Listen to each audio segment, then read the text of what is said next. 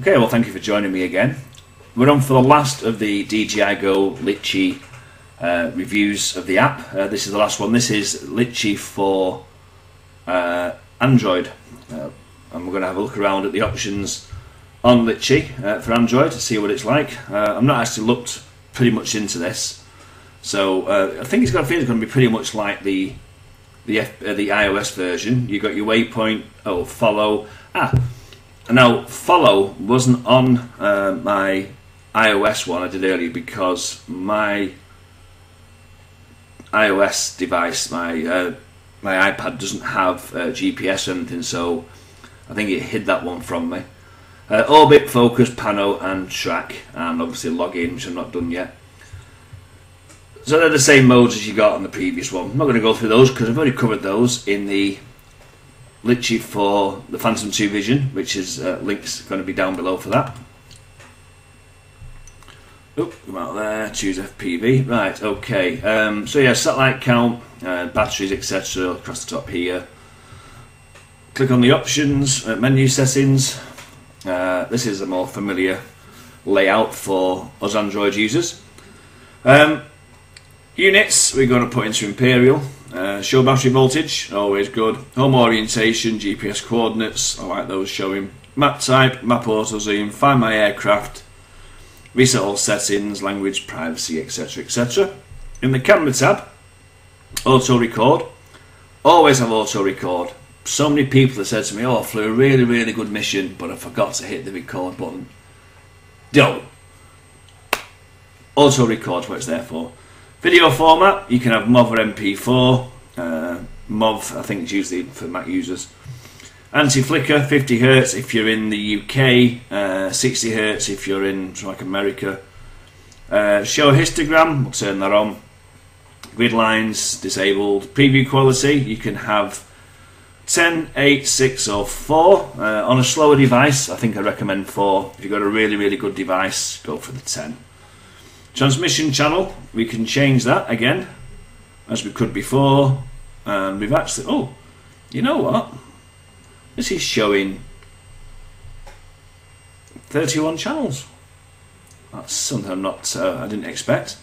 We'll leave it on auto though for now. Double output HDMI, again mentioned previously, if you've got the HDMI module on the back, you can output to Fat Shark glasses through HDMI, and format SD card. Aircraft settings, go home altitude. Finally, it's in feet. Maximum altitude, again you can set the max altitude. You can change those whatever you want just by tapping on them, and it'll pop up a box and you can change it back to what you want. I believe 0 for maximum altitude will make it unlimited, I think. Can we change that to 0? Can we have unlimited altitude? Done. No, you have to have a value. So max altitude has been set as 1,640 feet, so you can't go any higher than that. I think that's, what is it, 500 metres, I think it's what it says. Dynamic home point, it follows the tablet or the phone, it's updated by your GPS location. Signal loss behaviour, again, same as before, hover, landing, return to home. Vision positioning system, you can turn your VPS on or off.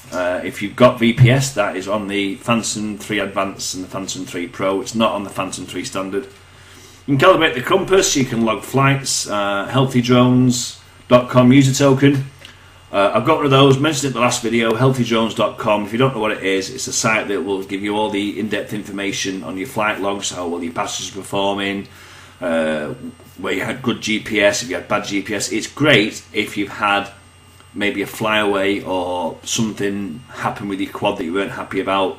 Healthy Drones will tell you exactly what went wrong. Well, not exactly what went wrong. It will give you guidelines as to what your GPS was like, your compass and so on and so forth. Sync photo or video previews, up to 4 previews. That's for the Healthy Drone section. Again, look it up. Auto takeoff, follow mode. On maximum location accuracy, that's for the follow me section. Gimbal Extension, you can tilt the camera up past 0 to 30 degrees. You find that in the DJI Go for iOS, Android, and Litchi for iOS. That's in there. That's a basic DJI one. Gimbal Gesture.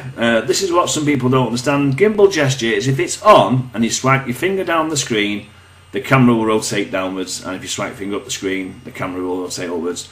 Because we tend to touch the screen a lot with the Phantom 2 Vision, because we don't have all the fancy buttons on the controller like you have with the Phantom 3, I kept forgetting, and I kept sort of moving the camera up and down, so I turned that off. But I'll turn it on and I'll show you when we go back into normal mode. Use Legacy Pano mode. I'm assuming there's a reason for that one. Turn off your front aircraft LEDs. Speech is your altitude, distance, etc, etc. Warming battery drops below. Keys. Program your C1 and your C2 keys. Obviously for what you want. Same as it is with any other app. So that's the settings. The thing that's missing is the live view stream. There's no live view stream option next to the VR button. I'll press the VR button anyway, show you VR mode as it does. There you go, and you can see you get the curved look on it. Exit VR mode. Exit VR, click on this little button here, and this little thing comes up, then click on Exit VR mode. If you've never tried VR mode, honestly, you really should. It is really, really interesting. I'll show you the Gimbal Gesture control now while I've got the screen. If I swipe down the screen, you see the camera turns down. You can't see the mouse moving on the screen, so I'm actually using my finger on the screen. But you can tilt the camera up and down. If you just gently swipe the screen up and down, and it goes up all the way, like that. And you can then just, if you just swipe the screen down a little, it moves down a little bit, and a little bit more, and a little bit more. Obviously a histogram showing auto takeoff. It shows the position of your quad relative to you. If I just turn my quad around on the table, you'll see the quad down here now has rotated around, and then back again, all the way. I like that feature. When I'm out flying, it's always nice to know your orientation in relation to your home point, and I always think these are the better things to have. The Ultimate Flight app, if you actually tap that, oh, there's got a little thing.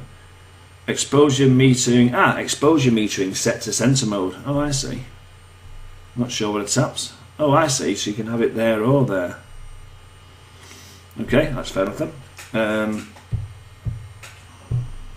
Oh, I can't read that little sign seems to have stuck in the screen. Oh, there we go. Let's get rid of it again. I think you're able to set where you want the exposure mode to point. Dead ahead of you. There you go. Set to center mode.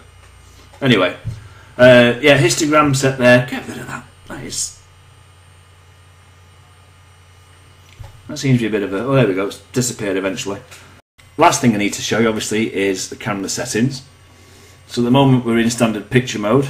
Tapping the little icon here brings out the menu that came out here on the iOS version. As you can see, it's the same thing: image format, image size, video size. It's pretty much the same setup as the other one. Just to show you that there is no difference no matter which mode you're in. Just change the video mode, tap that again, and out pops the same box. There's that exposure metering thing again. Hopefully that'll disappear in a moment. So yeah, so there's no difference. It's just one menu brings out the settings for the camera and the video camera at the same time. Where were we? So yeah, pretty much the same as the iOS version. Pretty much the same as the one you had if you've flown a Phantom 2 Vision or Vision Plus before. I like Litchi for the mission hub, which is where you can create waypoint missions with on your laptop or your home PC, and then transfer them down through a sync system to your tablet. It's very difficult to set waypoints up when you're working on a tablet. If I just tap on there and then tap again, so you've got your little settings there, and you can. These are pretty much what you find when you do it on Mission Hub, but it's a lot better on a Mission Hub. And I will cover Mission Hub because that's another video I need to have a quick look at doing, because someone contacted me today a little unsure how the Mission Hub actually works, so I'm going to go through that in another video. As always, you can click the little thing here to get rid of your That's it, and then that goes, then you've got a full FPV screen, and then just click it just below the bloody Mobizen sign, brings it back. Tap in the middle changes between your FPV and your map. So that's it. That is the same as pretty much Litchi is for the other ones. There's no difference really, apart from the menu has a few more options in the Android mode.